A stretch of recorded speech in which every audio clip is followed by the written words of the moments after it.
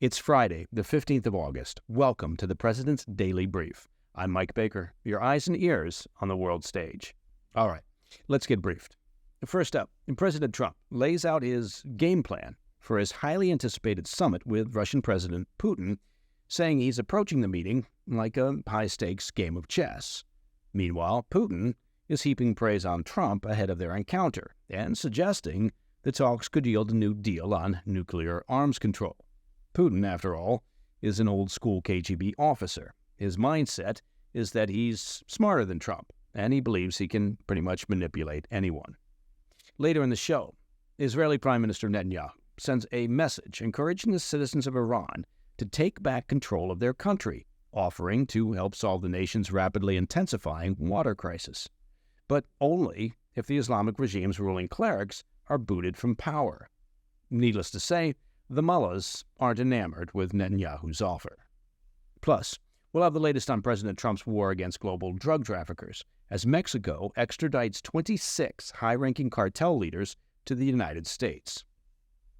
And in today's Back of the Brief, we'll look at an exclusive report showcasing how Hamas radicalized an entire generation of kids in Gaza using a disturbing TV show featuring a jihadi Mickey Mouse lookalike and a bloodthirsty anti-Semitic bunny. I'm not making this up. It sounds a bit like South Park's Woodland Critters. But first, today's PDB Spotlight. Well, the big day is finally here. President Trump and Russian leader Putin will meet face-to-face later today in Anchorage, Alaska, to discuss ending the war in Ukraine, something that Trump has been chasing since returning to office. It will be no small feat to achieve some sort of diplomatic breakthrough, but President Trump does have strong faith in his ability to leverage direct diplomacy to find common ground, even with someone as manipulative and deceptive as Putin. Ahead of the meeting, Trump broke down his strategy for dealing with the Russian leader, saying he's approaching the summit like a high-stakes game of chess. That's according to an exclusive report from Fox News.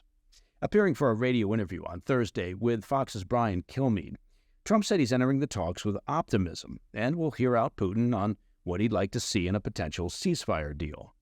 Trump sounded a little more hopeful than he did earlier this week, telling Kilmeade that he thinks Putin wants to walk away from the summit with an agreement, or at least the makings of one. Trump said, quote, "I believe now he's convinced that he's going to make a deal," end quote. Still, Trump estimated that there's at least a 25% chance of the talks, quote, failing outright, and even if they prove productive, he's unsure whether an immediate ceasefire can be achieved. He confirmed he's prepared to hit Moscow with a suite of new sanctions if Putin doesn't engage in good faith negotiations. The president has also said he would know within 5 minutes if Putin was just playing games with him, and is prepared to end the summit very quickly if he suspects ulterior motives on the part of the Russians. But if everything goes well, Trump said he plans to secure a second meeting between Putin and Zelensky that he hopes would take place, quote, right away. While Trump framed the Putin summit as a critical step towards peace, he said a second meeting that includes Zelensky and potentially other European leaders will be much more important. It would allow for more meaningful discussions, of course, directly between Russia and Ukraine, including on territorial land swaps. Trump added that concessions from both sides, however hard to swallow, will be necessary if a lasting and durable ceasefire is to be reached. Now, that part is perplexing, the concept of land swaps. It does beg the question, what exactly is Ukraine going to get in a land swap? It's not like they're holding Russian territory that they can exchange for some of the eastern portion of their country. Trump added that ultimately it's up to Putin and Zelensky to hammer out the details, saying, quote, "I'm not going to negotiate their deal." Putin, meanwhile, spent Thursday heaping praise on President Trump, likely trying to soften him up before their meeting. Putin lauded what he described as Trump's, quote, "energetic and sincere efforts to stop the hostilities and, quote, reach agreements that are of interest to all parties involved in this conflict," end quote. Seriously. The only person responsible for the hostilities is Putin, and he's praising Trump for trying to stop the hostilities. He suggested the U.S. and Russia could reach a new deal on nuclear arms control at the summit, which he said would help, quote, create long-term conditions for peace in Europe. Yes, because Putin obviously is interested in peace, and pave the way for a ceasefire deal in the, quote, next stages of negotiations. Again, Putin started this mess, and he's acting like an innocent bystander, just hoping that someone can bring peace to the region. What a load of crap. As a brief reminder, several nuclear agreements between Russia and the U.S. have been suspended or collapsed completely since the war in Ukraine broke out. And the last remaining pillar of nuclear arms control between the U.S. and Russia, the 2011 New START Treaty, is set to expire in February of 2026. Kremlin officials have also indicated they hope to discuss issues of trade and economic cooperation, with a senior aide to Putin saying there remains a lot of, quote, untapped potential for the U.S. and Russia in the economic sphere. Now, it's worth remembering, not to be churlish, that Russia has a GDP that is smaller than Italy's. But whether promises of lucrative economic deals will be enough to woo President Trump, and yes, I did use the word woo, into giving the Kremlin favorable treatment in peace negotiations, well, that remains to be seen. Rumors also circulated earlier this week that President Trump may try a similar tactic to entice Putin into accepting a ceasefire. The UK Telegraph, citing unnamed sources, reported Wednesday that Trump is prepared to offer Putin access to the rare earth minerals in the Ukrainian territories currently controlled by Russia, as well as opportunities to tap into the natural resources in the Bering Strait between Alaska and Russia. Now, a significant portion of Ukraine's mineral wealth is currently in territory occupied by Russia, so not exactly something that the U.S. can offer to Putin, since he already has it. The unconfirmed report also claimed he's considering lifting American sanctions on Russia's aviation industry to expedite a peace deal. Of course, such outcomes would be highly controversial both domestically and across Europe and require buy-in from leaders in Kyiv, who have rejected the notion of ceding their eastern mineral-rich territories to Moscow. A senior Eastern European official told Reuters Thursday that Putin's true goal is to avoid any new sanctions and have existing sanctions lifted, and said, quote, "We hope Trump won't be fooled." Meanwhile, in Ukraine, Zelensky is feeling a bit more pessimistic about the prospects for peace. Pointing to Russia's intensified offensive push in eastern Ukraine earlier this week, Zelensky said Thursday, quote, "At present, there's no sign that the Russians are preparing to end the war." Still, he said coordinated efforts by the U.S. and Europe to up the financial pressure on Moscow could, quote, "definitely compel Russia to make peace." Now, again, I know that here I'm beating a dead Russian horse. Unless you can inflict pain on Putin and threaten his already relatively fragile economy, you won't get him to give up anything. All right, coming up after the break, Israeli Prime Minister Netanyahu offers to help solve Iran's rapidly spiraling water crisis, but only if the Islamic regime's ruling clerics are removed from power. So you're saying there's a catch. Plus, Mexico extradites 26 high-ranking cartel leaders to the U.S. I'll be right back. Hey, Mike Baker here. Now, you've heard me talk about the terrific company JackedUp Fitness and their amazing all-in-one home gym. It's a complete game changer for home fitness.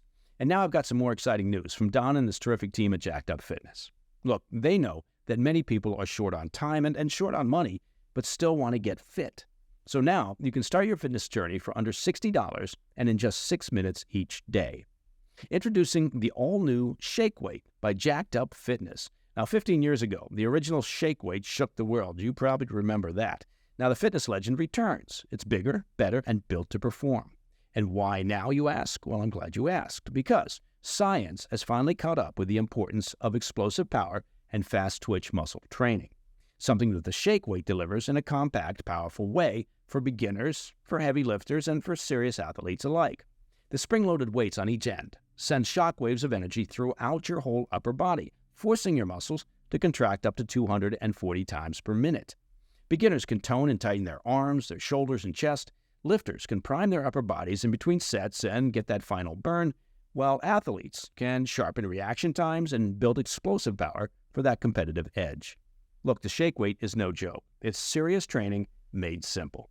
So if you're looking for a fun way to jumpstart or supercharge your fitness routine, get the all-new Shake Weight by JackedUp Fitness. Just go to JackedUpShakeWeight.com. Again, JackedUpShakeWeight.com. Welcome back to the PDB. Iran's deepening water crisis has drawn an unusual offer from Israeli Prime Minister Netanyahu, aid from some of the world's top water experts, but only if the regime's ruling clerics are out of power. In a video message posted days after Iranian President Masoud Pezeshkian warned of looming shortages, Netanyahu told the Iranian people that, quote, the thirst for water in Iran is only matched by the thirst for freedom, accusing Tehran's rulers of imposing, quote, tyranny and poverty at home while waging war abroad via its proxies. Netanyahu promised that once Iran is free, Israel's top water experts would, quote, flood into every Iranian city with cutting-edge technology, desalinization, and irrigation recycling. While he stopped short of explicitly calling for regime change or revolution, the timing and framing were unmistakable. According to Reuters, citing the Islamic Revolutionary Guard Corps-linked Tasnim news agency, severe water shortages could grip the entire country within 2 weeks. As we've previously discussed here on the PDB, Iran's long-term mismanagement of resources, including the diversion of money to their nuclear and missile programs as well as their now degraded proxies, paired with overconsumption and drought, has left electricity, gas, and water systems perpetually strained during peak demand. An Iran expert and editor-in-chief of the Foreign Desk called Netanyahu's statement, quote, a clear policy signal wrapped in humanitarian aid, arguing that it linked political change directly to tangible improvements in daily life. It's a rare public admission from Israel that it's willing to assist Iranians once the mullahs are out of the picture. Now, Pezeshkian, as you might imagine, was not impressed. He dismissed Netanyahu's offer as hypocrisy, accusing Israel of denying Palestinians access to necessities. On X, he wrote, quote, a regime that deprives the people of Gaza of water and food says it will bring water to Iran? A mirage, nothing more, end quote. At a recent cabinet meeting, the Iranian president claimed Israel was, quote, falsely claiming compassion while besieging Gaza. But in the same breath, he underscored the depth of the domestic crisis in Iran, saying, quote, we do not have water under our feet and we do not have water behind our dams. We are in a serious and unimaginable crisis, end quote. Iran's exiled crown prince, Reza Pahlavi, also weighed in, blasting the regime's environmental record on X. He accused the mullahs of driving Iran's, quote, water, land, air, lives, and wealth to the edge of destruction, leaving rivers dry, aquifers depleted, and millions without reliable electricity or drinking water, thanks to the actions of, quote, its foolish leader. And new satellite imagery from the European Space Agency underscores the severity. The Amir Kabir Dam, that's a key source of drinking water and an agricultural lifeline just 40 miles northwest of Tehran, is now just at 6% capacity. That's 6%. And the Lar Dam, supplying parts of eastern and northern Tehran, has fallen below 10% of its near 1,000 cubic meter capacity, with its waterline visibly retreating ever since 2020. In the northwest, Lake Urima, once the world's second-largest hypersaline lake, is nearing collapse. Iran's Environmental Protection Organization warns that the historic lows are so dire that, quote, no number exists to report. If the lake vanishes by the end of summer, toxic salt storms could devastate farmland, wipe out wildlife, and worsen respiratory illness across the region. With fallout, they could spill over Iran's borders and affect regional food security and trade. Netanyahu's offer is both a political gambit and a test. Whether ordinary Iranians view it as opportunistic propaganda or a genuine way out of a crisis, well, that remains an open question. Okay, shifting to the U.S. On Tuesday, Mexico extradited 26 high-ranking cartel figures to the United States. That's the second such mass handover in months, and the latest move in President Trump's pressure campaign against cross-border criminal networks. The cartel members that were transferred make up a roster of some of the hemisphere's most notorious underworld bosses. They include Abigail Gonzalez Valencia, a leader of the Los Guinis cartel, Roberto Salazar, wanted in the 2008 killing of a Los Angeles County Sheriff's deputy, and Servando Gomez Martinez, the former schoolteacher turned Knights Templar cartel kingpin, currently serving a 55-year sentence. Other transferees have deep ties to the Sinaloa cartel and a patchwork of violent trafficking groups that have, for decades, brought narcotics and bloodshed across the U.S. southern border. Mexican officials were quick to stress that the handover was a, quote, sovereign decision, not a bargaining chip in ongoing tariff negotiations.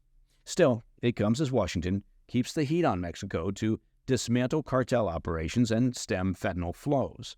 Late last month, during talks with Mexican President Claudia Sheinbaum, Trump agreed to a 90-day pause on threatened 30% tariffs. The Mexican security minister said the purpose of the transfers was to strip cartel leaders of their ability to run operations from behind bars, dismantling the command structures that persist even after convictions. The scale of the effort reflected its stakes. Nearly 1,000 law enforcement personnel, 90 vehicles, and some dozen military aircraft were mobilized just to move the prisoners. From Washington, Attorney General Pam Bondi hailed the extraditions as a milestone in the Trump administration's anti-cartel push, vowing, quote, severe consequences for crimes committed against the U.S. As part of the arrangement, the Justice Department pledged not to seek the death penalty for any of those extradited. It's a concession that Mexican officials say reduces the risk of violent blowback on their side of the border. This latest transfer builds on February's high-profile handover when 29 cartel leaders were expelled from Mexico following Trump's executive order that designated the Jalisco New Generation Cartel, the Sinaloa Cartel, Tren de Aragua, and 5 other cartels as foreign terrorist organizations. As we've reported, the designation has tightened both the legal and financial vice around their global operations. So far, Mexico has sidestepped the kind of violent cartel backlash that often comes with high-profile captures. Officials point to the recent guilty plea from Ovidio Guzman, the son of Joaquin Guzman, better known as El Chapo, and his cooperation with U.S. prosecutors as proof that negotiated outcomes can dull the urge for bloodshed. I'd like to point out that Sheinbaum, the Mexican president, has shown more willingness than her predecessor, AMLO, to work with Washington on security matters, though she has drawn a red line on sovereignty, declaring there would be, quote, no invasion of Mexico after reports emerged that Trump ordered contingency planning for military action on cartels. U.S. Ambassador to Mexico, Ronald Johnson, praised the extraditions as, quote, yet another example of what is possible when two governments stand united against violence and impunity, end quote. He framed the handovers as wins for both sides of the border and a powerful warning to those who believe they can operate beyond the reach of American justice. Okay, coming up next in the back of the brief, a look at how Hamas radicalized an entire generation of kids in Gaza for their terror army through a disturbing TV show featuring a jihadi Mickey Mouse lookalike and a violent bunny. More on that story when we come back. Hey, Mike Baker here. Let me ask you a question about your personal finances. What if you could delay your next 2 mortgage payments, right? It's an intriguing question. Imagine putting those 2 payments in your pocket and finally getting a little breathing room. Well, it's possible when you call American Financing today. Look, if you're feeling stretched by everyday expenses, groceries, gas bills, auto bills, utility bills, you know what I'm talking about. You're not alone. And many Americans are putting those expenses on their credit cards, and for many, well, they don't seem to see a way out. American Financing can show you how to use your home's equity to pay off that debt. So give American Financing a call today to explore your options. Their salary-based mortgage consultants are helping homeowners just like you restructure their loans and consolidate debt, all without upfront fees. And that's very important. And their customers are saving an average of $800 a month. Now, I'm no mathematician, but that's something like a $10,000 a year raise. It's fast, it's simple, and it could save your budget. Call now, 866-885-1881. Again, that number, 866-885-1881. Or just visit americanfinancing.net/PDB. In today's Back of the Brief, American kids may have grown up with Mr. Rogers and Sesame Street, but for kids in Gaza, the mascot was Farfour, a shabby Mickey Mouse knockoff who has the habit, or had the habit, of shrieking, kill, kill, kill. According to an exclusive report from the New York Post, Farfour and other disturbing characters fronted a years-long campaign in Gaza that leveraged children's television programs to groom the next generation of Hamas fighters. From 2007 to 2009, Farfour co-hosted a show called Tomorrow's Pioneers. Oh, that sounds very, very kind, doesn't it? A saccharine, brightly colored program broadcast on a Hamas-affiliated television station. Marketed as a vehicle for, quote, educational Islamic values, it was in reality a conveyor belt of anti-Semitic indoctrination and glorified martyrdom. Think Sesame Street for jihadis, where puppet chatter and songs and slapstick skits served up Islamic world domination as a moral imperative. The show called for the, quote, liberation of Jerusalem from so-called murderers and even included a step-by-step guide for grenade throwing. Okay, gather around, kids. Today, it's grenade throwing. Mia Bloom, professor of communications and Middle East studies at Georgia State University, told the Post the show delivered, quote, a constant stream of horrific propaganda designed to convince children that, quote, every Israeli should be killed because every Israeli is evil, end quote. Now, Disney, normally quick to pounce on copyright infringement, well, they kept quiet. Maybe because Farfour wasn't around long enough to be a recurring infringement problem. Maybe that was the reason. The mouse was killed off in the first season, beaten to death in an on-air skit by actors playing IDF soldiers after he refused to hand over documents. His replacement, Nahul, a squeaky-voiced bumblebee, pledged to, quote, liberate the fictional cartoon town from the, quote, filth of the criminal Jews and exact, quote, revenge upon enemies of God. You know, this sounds like a great kids program. By the second season, Nahul had fallen ill. He was denied a permit to travel to Egypt for treatment, and he died too. Seriously, I'm not making this up. Then came Asud. Now, Asud was Nahul's rabbit brother. He was a bunny, appearing as a mangy Bugs Bunny lookalike who vowed to, quote, finish off the Jews and eat them, end quote. Look, that's something you never saw on Fraggle Rock. In one episode, he was tempted by Satan to steal from his father, only for Asud to have his hand cut off by, again, I'm not making this up, to have his hand cut off, quote, as the Prophet Muhammad commanded. His life, too, was short-lived. He died in a fictional Israeli airstrike. Professor Bloom said the show mirrors tactics used by the Taliban and ISIS, where children were made to witness executions to normalize violence. She explained, quote, it's the idea of exposing children to obscene levels of violence so that violence becomes natural, end quote. By Hamas's own battlefield demographics, many of these 16 to 35-year-old fighters in the brutal 7 October 2023 terror attacks would have been the very children who once watched their favorite cartoon animals meet bloody ends on after-school TV. And that, my friends, is the President's Daily Brief for Friday, the 15th of August. Now, if you have any questions or comments, please reach out to me at pdb@thefirsttv.com. And, well, it happens to be Friday. And folks in the know, well, they know that Fridays mean new episodes of our extended weekend show, the PDB Situation Report. Guests this weekend include the extremely insightful Jason J. Smart. He's a Ukraine and Russia expert and correspondent for the Kyiv Post. Based in Ukraine, Jason talks with us about the Trump-Putin summit in Alaska. Now, an interesting fact about Jason is that he's been banned for life from visiting Russia by the Kremlin for his reporting on the democracy movement inside Russia.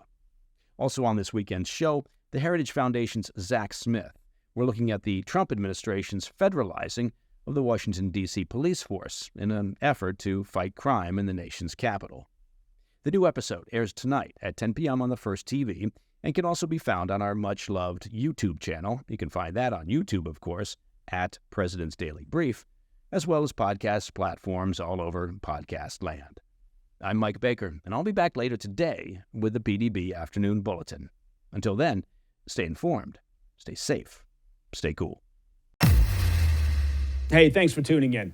If you enjoyed this video, don't forget to hit that like button and leave a comment, a really positive, nice, and kind comment. That would be appreciated. And if you're not already subscribed to our channel, make sure to subscribe and turn on notifications so you don't miss any of our daily updates.